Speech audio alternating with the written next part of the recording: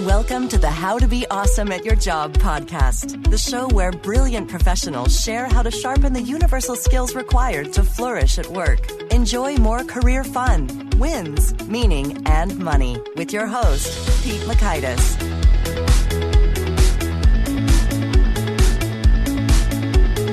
Hello, and thanks so much for joining us here for episode 116 with Scott Sonenshein.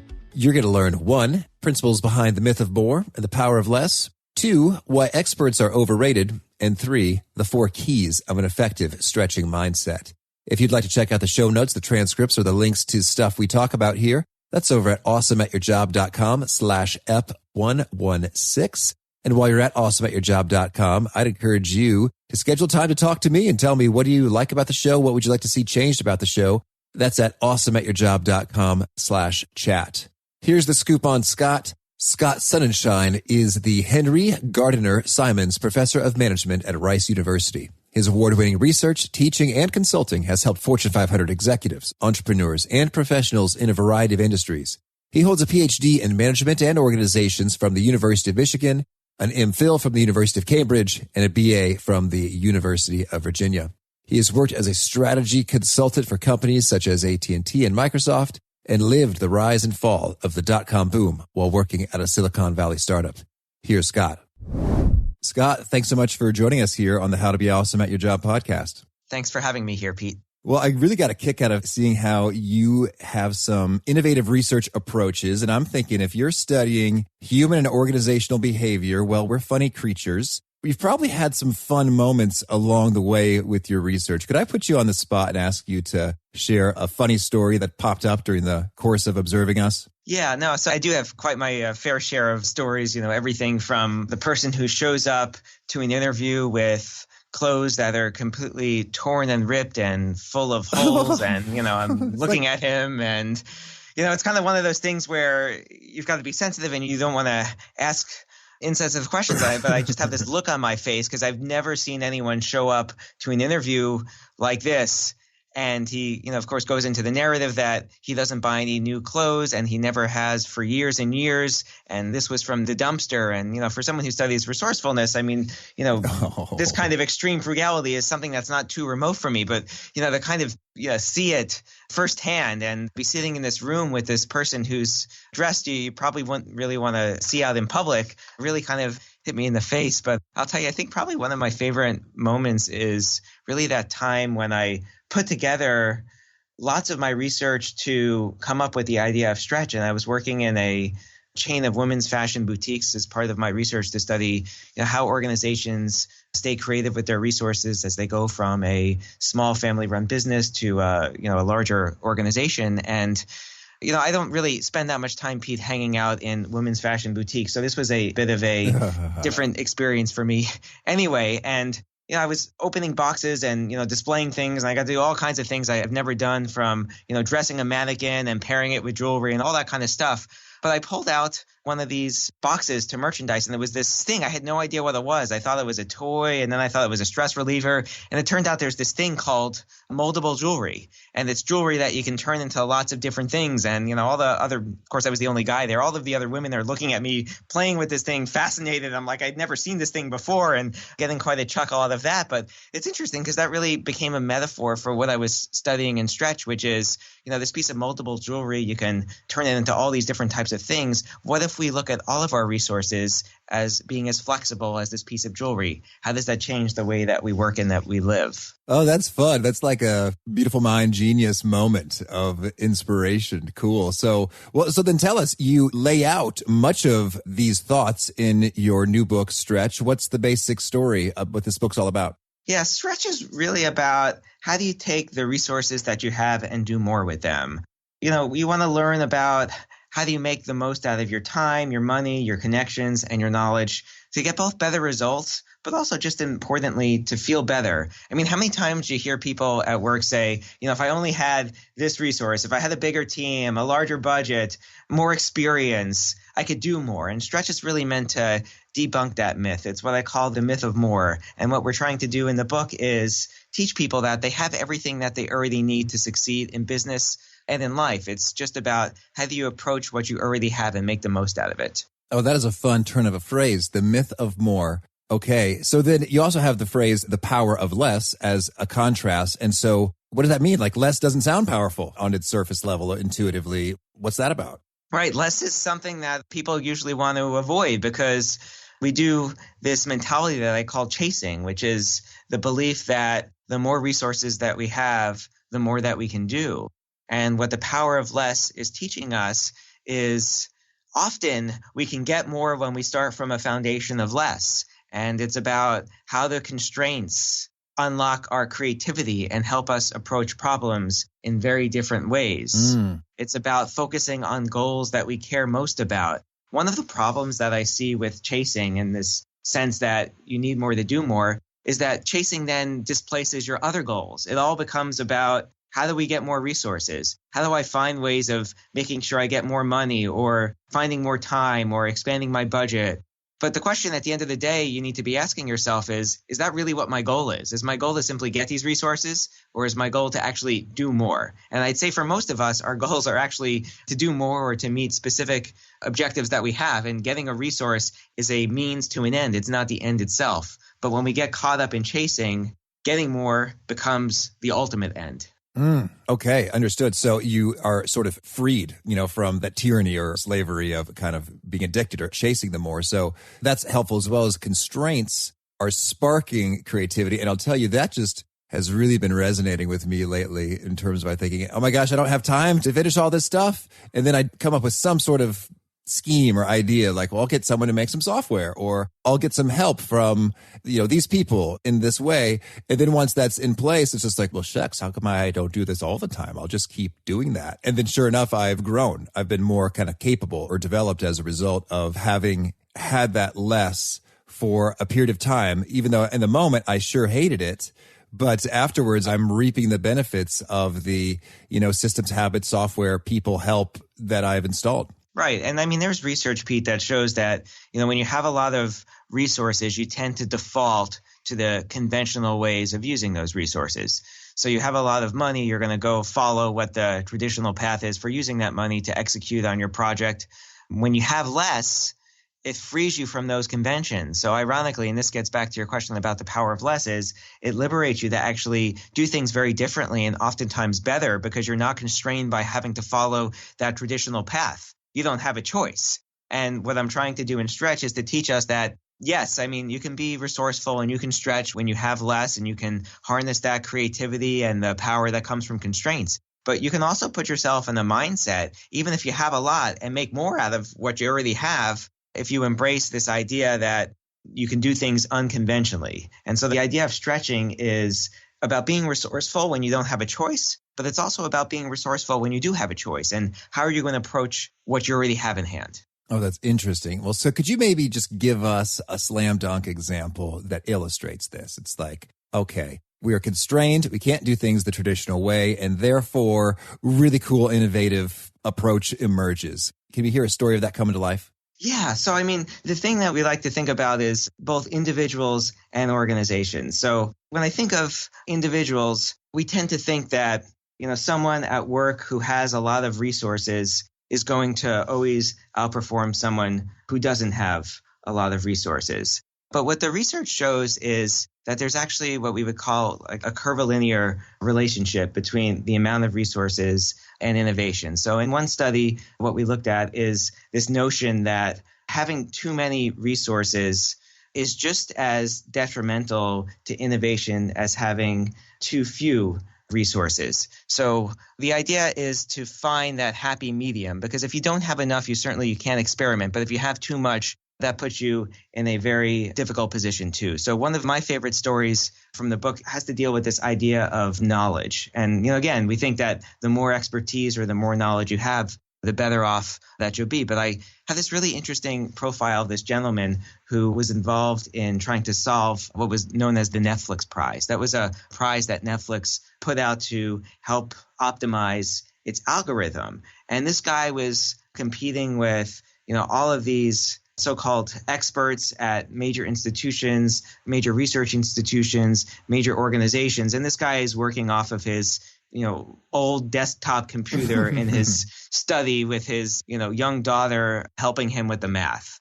And, he ended up not quite winning the prize, but he was in the leaderboard running up against these huge super teams. And I think what it shows us is that when we have less knowledge, and especially different knowledge, we can apply that to problems in ways that really surpass what experts do. There's this notion that experts always solve problems better, but actually that's not always quite the case. And again, it goes back to this idea of how we're using knowledge unconventionally. When you have a different set of knowledge, you're able to step out of the traditional way that people approach problems and come up with new insights. Yes, and you had a quiz on your website, which I took. It was kind of fun.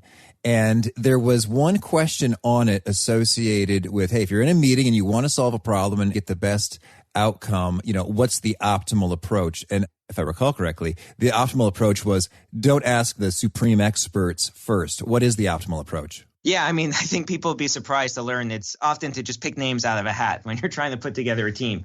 What happens is you tend to focus on just the experts, and they have a lot of knowledge, but the experts tend to have a high degree of overlap of knowledge. So you're not getting the diversity that's important to have a highly functioning team. So, research has looked at this through mathematical simulations and other methods, but oftentimes it's literally just picking names out of a hat.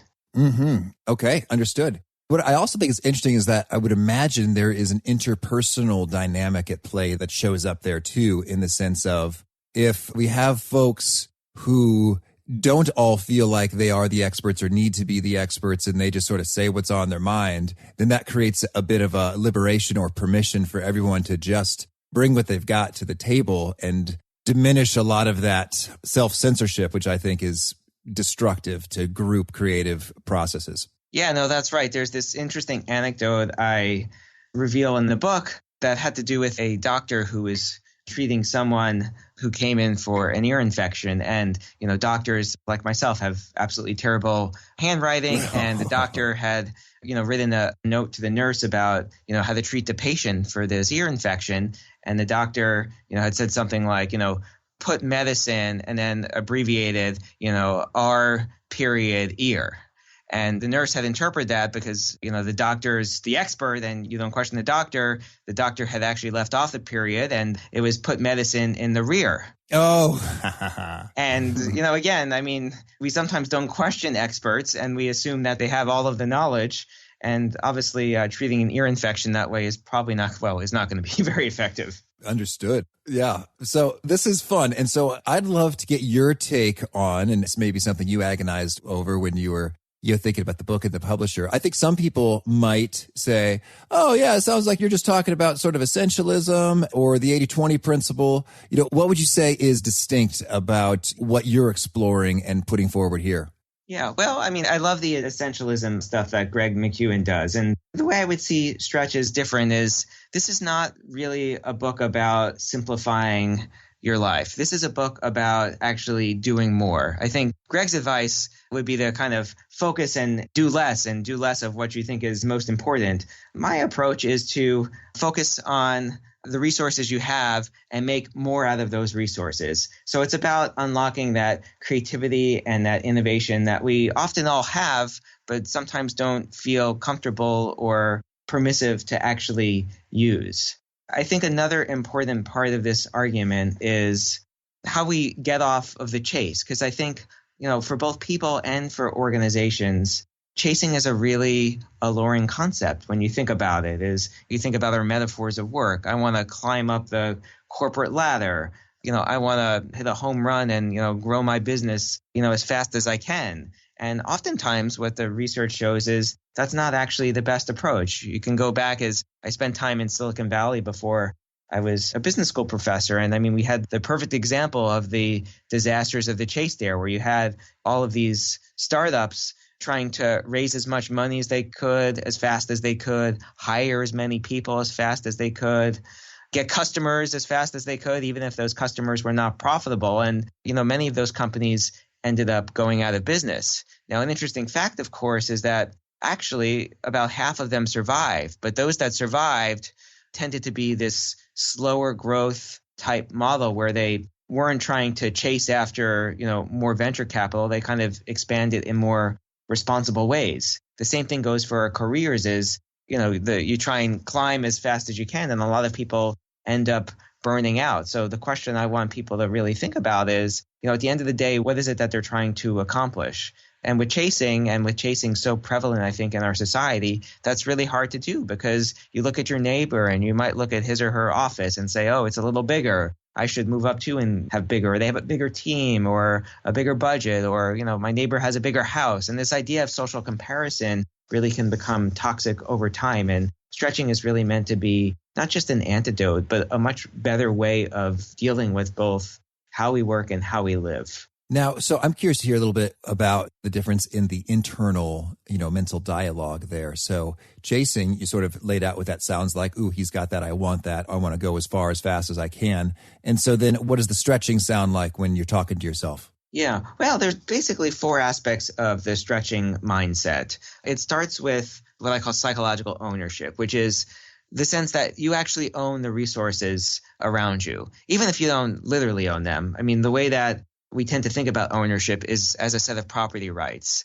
but ownership is also an attitude. So, how do you think about your resources at work? I spend a lot of time doing research in retail settings, and, how do you feel about your store and the products in there and the people that you work with? I mean, do you feel like you're at liberty to do creative things with them? So, ownership is a big part of that. And ironically, when you have less around you, you appreciate what you do own a lot more. Mm-hmm. Second is this idea of constraints. And instead of running from constraints, not just work through them, but work better because of constraints. If you're in a startup organization, you get constraints right away. But the question is, what happens when you're in a larger organization? Can you get in that psychological headspace where you can embrace constraints or even seek out constraints? I mean, can you ever imagine someone talking to their boss and saying, give me one less person for this project, or cut my budget by 10%. We shy away from that because we have a chasing mentality, and that we judge both the worth of ourselves, the worth of other people, and the worth of our projects at work based on the amount of resources tied to them. But let's look at the alternative. Let's look at what we can do and what we can unlock if we not only not avoid constraints, but we actually seek them out. The third aspect of the mindset is frugality. People who are frugal, not only are better stewards of their resources, but they're also much more likely to do unconventional things. Now, of course, you can take this to an extreme, like we talked about with my opening example with the guy in the clothes, and I profile a couple of organizations in Stretch about, organizations that are probably not frugal, but I would say cheap. And there's a big distinction between the two. Frugal people do things unconventionally and literally get a pleasure from using resources wisely. The cheap, on the other hand, are psychologically pained from using resources and from spending money. Now, obviously, you need to use resources to invest and to grow your business. So stretching is really about frugality, not about cheapness. Oh, I love that. This reminds me of a story that I must share, if I may. I was in Lithuania, the motherland, I'm Lithuanian, with my aunt and uncle and more, and we were getting some beer at a crazy low price. It was like 3 litai, which is like $1 for a good amount of beer. And I was looking forward to paying for it. Like, oh my goodness, what a bargain. I'm excited to exchange, these coins for that. And then, and so then my uncle started to pay for it. And then my Aunt Mary said, oh no, honey, let Pete pay for it. And he was just puzzled, like, let Pete paid for it. And it's like, he married into the family, and we already understood, no, it is indeed a pleasure to use these resources and get such a benefit from it. So that is very much resonating. Yeah, no, that's a great story. And then finally, the fourth aspect of the mindset is, how do you take what other people see as invaluable and make it valuable? It's what I call turning trash to treasure. And there's this example in Stretch I talk about, very simple things, but important things, like General Motors, for example, has this nice program where they take waste from their manufacturing process and they turn it into car parts. Again, a lot of people would look at this and would see it as waste and would worry about what do we do with this. But it's about kind of finding those opportunities where you can see something that doesn't look like it's valuable at all and making it extremely valuable. That's excellent. Thank you. So I guess I'm wondering, so given these principles, Are there particular practices that enable you to sort of, unlock them or tap into their power quickly? Yeah, absolutely. So the second half is really about how do you actually do this? And the first is what I call getting outside, which is, finding ways to experience the world differently. So practically, this could mean going to have lunch with someone who has your same job in a different industry.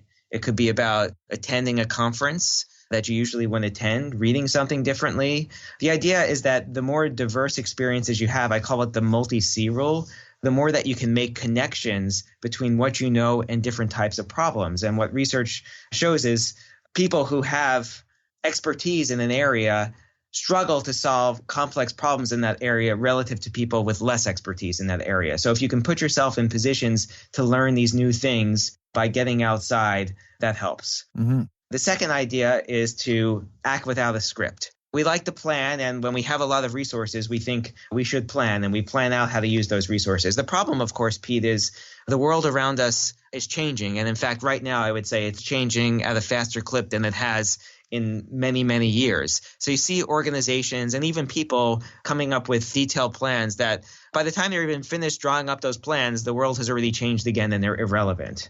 So what stretchers are able to do is to get comfortable improvising and performing without a plan. And that could be as simple as, you're working on a project and you usually have a project plan. I like to say, try creating a backwards looking plan where instead of planning in advance, act first and then write up what you did later, and then go through these iterative cycles where you kind of read your backwards plan, you see what happened, and then you make adjustments and you learn.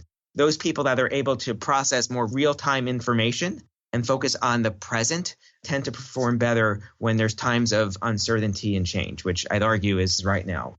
Expectations are really important too, and how you can create what I call positive prophecies. You can make people more valuable through the way that you have higher expectations of them. There's been a lot of research in this area in both education as well as in organizations that show when you expect positive things from people, they tend to deliver positive things. The problem, of course, is our instincts are often to think the worst in other people. We might hear talk around the water cooler about the new office jerk who's around, and lo and behold, when we meet this person, we think he or she is actually a jerk because that's what we expected. It's interesting enough, I know a lot of your listeners are trying to advance their careers, there's been some research that looks at resumes and what I call the pre-impressions that resumes make. So recruiters, for example, will look at your resume and make a judgment over whether or not you're skilled or not skilled. And then based off of that, very quick glance of your resume, that will fundamentally change the way that they interview you. So if you look good to them, they're actually going to ask you less difficult questions during the interview and develop a better rapport with you. And if they have any doubts about you, they're going to end up asking harder questions and, in fact, making that a self-fulfilling prophecy that shows that, their doubts were actually right. So even before you walk in the room and shake a person's hand on the job interview, a lot of what's going to happen in that interview has already been determined. Oh, that's so intriguing. And on the expectations point, I'd love to hear, in practice, what are some of the means by which you sort of convey and make use of those expectations? Because I think merely thinking,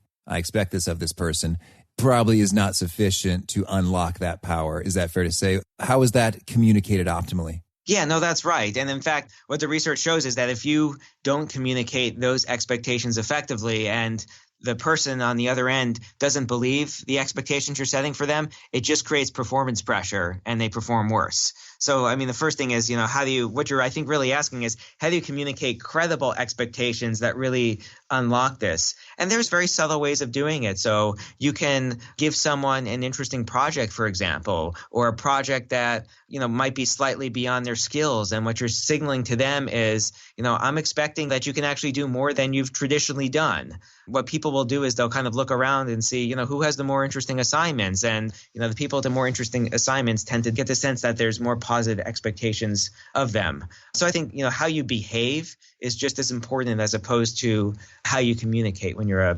managing people. Last part of doing this is what I call mixing it up, which you're making these unthinkable combinations. How do you combine things in different ways? And, innovation obviously deals a lot with this. Before there was, an iPhone, it was, how do you combine the camera and a phone, and you get this, great invention. But we can also do that with concepts like relationships. How do you combine competition and friendship? How do you combine creativity and routines? So what resourceful people are doing is they're looking at things that you often consider opposite of each other and finding ways to bring them into harmony. Oh, so I must know, because I've been experiencing some creativity routine intersections recently. How do you do that? What are some of the best practices you've seen unfold there? Yeah. Well, I think, it's about recognizing that routines are not stable. I think when you ask people to describe what a routine is, they're going to come back with adjectives like consistent, reliable, predictive. And I think when you approach your routine in that mindset, you're signaling to people that that's exactly what it is. They have to do their best to follow the playbook, even though no one actually really can. So I think, part of this is to signal to people that routines are inherently flexible and that they have to be adapted and adjusted. And the challenge, of course, is how do you get people to adjust those in ways that are helpful to whatever your goals are as an organization. And, a lot of that has to deal with the culture that you have and whether or not you're making sure that people feel that they psychologically own their resources and they want to be good stewards for those resources and they want to make good choices. If you can't develop that culture, routines tend to be much more command and control, and they're control mechanisms. But in the world of stretching, we want to think of routines as really kind of templates for people to customize to be able to solve problems in ways that you sometimes really can't anticipate as a supervisor. Understood. Okay, well, thank you. So Scott, tell me, is there anything else you want to make sure we get to cover off before we talk about your favorite things? No, I think those are great questions, Pete. So thank you. All right. Well, then let's hit it. Tell us, is there a favorite quote you have, something you find inspiring? The quote that I really like, and this is one that hits me as I was writing it from the book, is this idea that we can reach extraordinary potential with what we already have. And I really like this because we tend not to think of doing extraordinary things with what we already have. We think that we need more to do more. So I really want to convince people that you have everything already at your disposal to meet your goals and beyond. And it's really just about thinking about those in different ways. Okay, thank you. And is there a favorite study or piece of research? I'm sure you've seen a lot, but something that truly resonates with you or you find extra fascinating? There's this great study by this guy at University of Chicago, Christopher Heese, and he studied what he calls mindless accumulation, which I think is an important aspect of chasing. And it's this idea that we tend to just mindlessly accumulate resources. And he does it in a great context. He studies chocolate. He looks at these people who are literally, they have to do a little work to earn some chocolate. And they're listening to music. They're in this kind of leisure setting and they do a little work, press a button, and their nice music gets interrupted with the sound of a saw cutting wood, but they earn chocolate. And what he looks at is, how much they earn in terms of their chocolate versus how much they end up eating and enjoying. They can't take the chocolate with them. They have to eat it after the study. And he finds that if you're a low earner, so, it takes you a lot of work and interrupting your leisure time to earn chocolate, or you're a high earner, it doesn't take that much work. Everyone over-earns chocolate by substantial amounts, and they end up accumulating a lot more chocolate than you're physically able to eat. And the message to this story, I think, is really good because I think often many of us go through life trying to just accumulate things and we have no idea what we're actually going to do with them. And then at the end of the day, we ended up doing work and doing things that we didn't necessarily need to do, but we got this whole cache of resources and we have no idea what to do with it. Oh, that is fascinating. Thank you. And how about a favorite book? Probably anything by Michael Lewis. I love all of his work. His first book, Liar's Poker, was a great book. But really, his book on Silicon Valley, The New Thing, is what talked me into going to Silicon Valley in the first place. So that probably had the biggest impact on me. Oh, fun. And how about a favorite tool, whether it's a product or service or app or something that you find is helpful to being more awesome at your job? I'm pretty much of a minimalist when it comes to tools. So I would say think about this more as a framework and try spending a day without any of those tools and see what happens. Okay, thank you. And how about a favorite habit, personal practice of yours that's been helpful? I go for a walk every day. I try and walk for at least an hour a day. I've been doing this for quite some time, but there's actually now research that shows how walking just helps let your mind wander and come up with new ideas and unlock creativity. So, I love my walk and now I feel even better about doing it. Oh, thank you. And how about, is there a particular, nugget or piece of your writing, teaching, speaking, sharing, that really seems to resonate with people, that gets them nodding their heads and taking notes? Yeah, I'd say, when I tell people that, not only when the boss says no to you, that's actually a good thing. People usually say, well, it's an indictment of me. It means I'm in bad standing or my project's not worth a lot. But when I tell people you should actually be asking your boss to say no to you more often, that usually raises eyebrows. And again, I think it's because we have this mentality that we judge things based off of the amount of resources that are tied to them as opposed to what we can actually do with what we have. So, I'd say not only welcome the no's when those inevitable no's come, but sometimes ask for them. Oh, thank you. And what would you say is the best way for folks to contact you or learn more about what you're up to? You can go to my website. It's www.scottsonenshein.com. It's SCOTTSONENSHEIN. All right. And would you have a final call to action or challenge for those seeking to be more awesome at their jobs? Yeah, I would try just experimenting with some of the ways of stretching, whether it be asking for the no's, going to visit new places, spend time with different people or spend time in different environments, try a project without a plan, see how it goes. I like to tell people to scramble up their routine. So instead of doing things the usual way, you try running a meeting from a different room, or, you have your Monday meeting, try it on a Tuesday and, see what new things you might happen. How did the culture of the meeting change? And then, maybe taking a break. We tend to develop tunnel vision about how we see things. So, there's a whole bunch of research on, getting into this mindless headspace and finding distractions and how it helps us see new connections. So, you have that joke of, people, when Windows first came out, I might be dating myself a little, people playing solitaire on their computers and, kind of much to the scorn of the bosses. And so the question is, try and do something a little mindless for 5 minutes during the day, and you might make connections that you otherwise wouldn't be able to see. Oh, excellent. Thank you. Well, Scott, thanks so much for making the time to be here. This was a lot of fun. I hope that stretch is a smashing success, and good luck to you. Great. Thank you very much, Pete, for having me. I really dig that perspective, how the most innovation comes from a moderate amount of resources, because I think we often find ourselves in a moderately resourced kind of a world. And so rather than bemoan, oh no, we can't do what we want to do, it turns out the odds are actually in our favor. So if you'd like to check out the show notes, the transcripts, the links to items mentioned, that's over at awesomeatyourjob.com/F116.